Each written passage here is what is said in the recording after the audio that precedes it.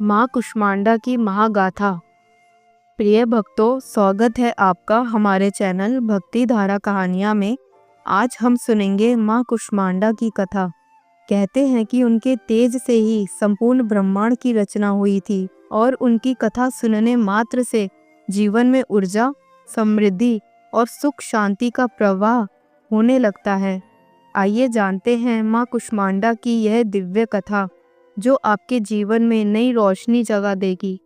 समय की उस घड़ी में जब चारों ओर केवल शून्य था, ना आकाश, ना धरती, ना दिन, ना रात, केवल अनंत अंधकार और मौन पसरा था। त्रिकाल भी उस समय अस्तित्व में नहीं आए थे। ना दिशा थी, ना काल की गति, ना सूर्य की किरणें, ना चंद्रमा की शीतलता, ना जल का अंश, ना वायु की लहर। केवल एक असीम रिक्तता, जिसे हम महाशून्य कहते हैं। इसी शून्य में अचानक एक ज्योति प्रकट हुई। वह कोई साधारण प्रकाश ना था, वह स्वयं आदि शक्ति का स्वरूप था।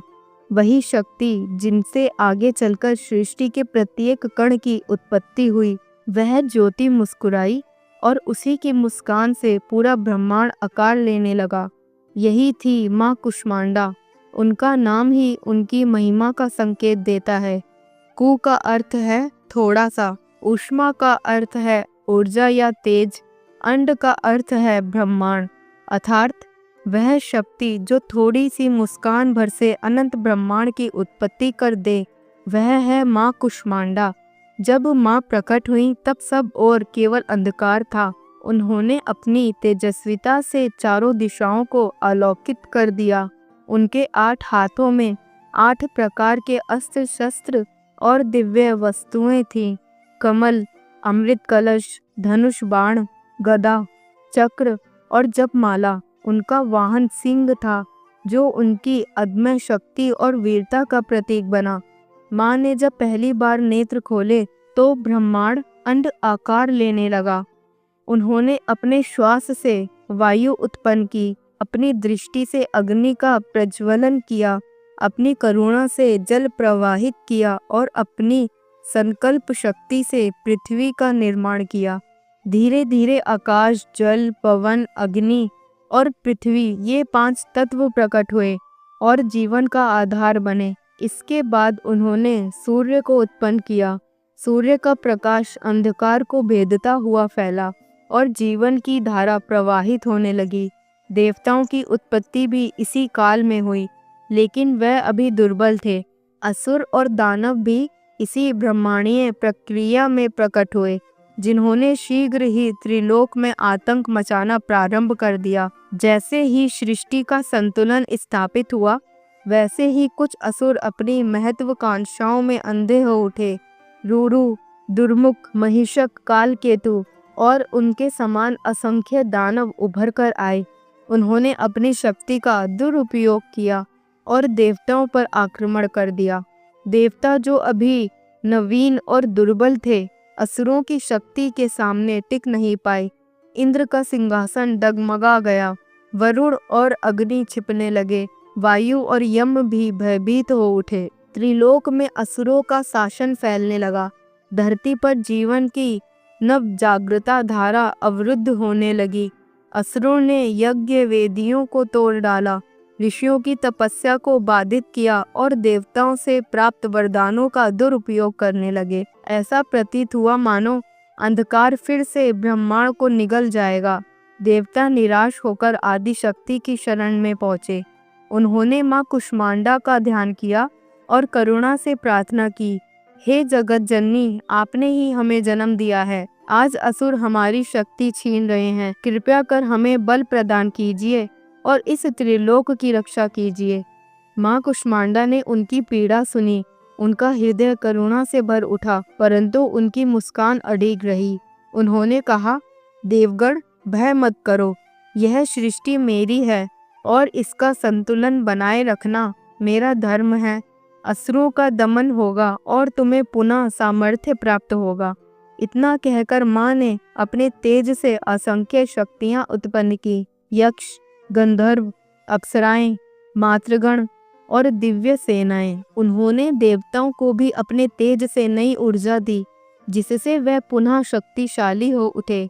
सबसे पहले माँ ने उन छोटे किंतु क्रूर असुरों का वध किया जो गांव-गांव में आतंक फैला रहे थे। लूरू असुर, जिसने तपस्वियों की साधना भंग की थी, माँ ने अपने चक्र से उसका अंत कर दिया।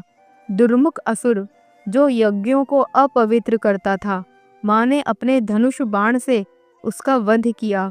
कालकेतु, जो अंधकार की छाया फैलाता था, माँ ने अपनी जपमाला से ऊर्जा प्रवाहित कर उसकी छाया को ही भस्म कर दिया। इन छोटे असुरों के नाश से ऋषियों और मुनियों को कुछ राहत मिली। देवताओं में भी उत्साह जागा क्योंकि उन्हें माँ की उपस्थिति का आभास हो गया। लेकिन सबसे बड़ा संकट था महिषासुर। वह असुर राज अपनी तपस्या से ब्रह्मा जी से वरदान प्राप्त कर चुका था कि कोई भी देवता या पुरुष उसका वध न कर सके। इस वरदान से अहंकारी होकर उसने त्रिलोक पर अधिकार कर लिया। देवताओं का स्वर्ग छिन गया। इंद्रालय पर असुरों का ध्वज फहराने लगा। मनुष्य और ऋषि निरंतर पीड़ित होने लगे। महिषासुर का स्वरूप भयावह था। वह कभी महिष भैंसे का रूप लेता, कभी दैत्य का। उसकी गर्जना से पर्वत कांपते, उसकी सेना से समुद्र उफान मारता। देवता निराश होकर पुनः माँ कुष्मांडा की शरण में पहुंचे। माँ कुष्मांडा ने जब महिषासुर के अत्याचार देखे तो उन्होंने अपना विराट स्वरूप धारण किया। उनके शरीर से अग्नि की ज्वालाएं प्रकट होने लगी। सिंह पर आरूढ़ होकर वह रणभूमि की ओर बढ़ी। उनकी 8 भुजाएं असंख्य बिजली सी चमक रही थी। सिंह की गर्जना से असुर की सेना थर्रा उठी।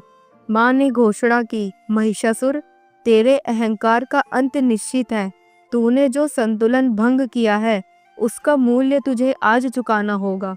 युद्ध प्रारंभ हुआ। असुरों की सेना ने चारों ओर से माँ को घेर लिया। हजारों दैत्य बाण और गदाएं लेकर दौड़े, पर माँ ने अपने चक्र और गदा से उन्हें क्षण भर में पराजित कर दिया।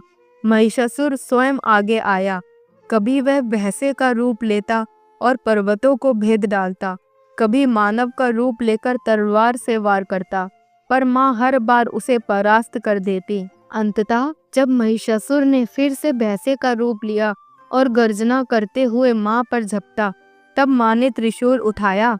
उनके नेत्रों से अग्नि की ज्वाला फूटी। उन्होंने त्रिशूल से सीधा उसके हृदय को विदीर्ण कर दिया। महिषासुर धराशायी हुआ।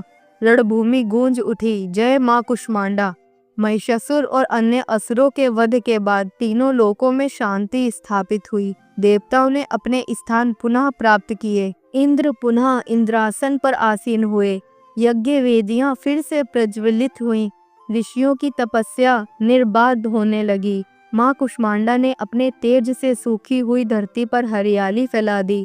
नदियां पुनः प्रवाहित हुईं। सूर्य की किरणों से जीवन ऊर्जा पनपी। पशु पक्षी वनस्पति मनुष्य सब पुनर्जीवित होकर संतुलित जीवन जीने लगे। फिर देवताओं ने माँ की स्तुति की, हे आदिशक्ति, आपने हमें पुनः बल दिया। आपके बिना सृष्टि असंभव थी, हमें जीवन दान मिला। माँ मुस्कुराई और बोली, यह ब्रह्मांड मेरी संतान है। जब जब संतुलन बिगड़ेगा मैं आऊंगी। मेरी सृष्टि तुम्हें सदैव शक्ति देती रहेगी।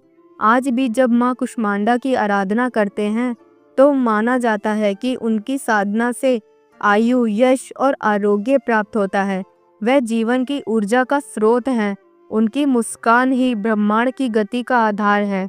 माँ कुष्मांडा की कथा हमें यह सिखाती है कि अंधकार कितना भी गहरा हो, एक दिव्य मुस्कान से प्रकाश फैल सकता है।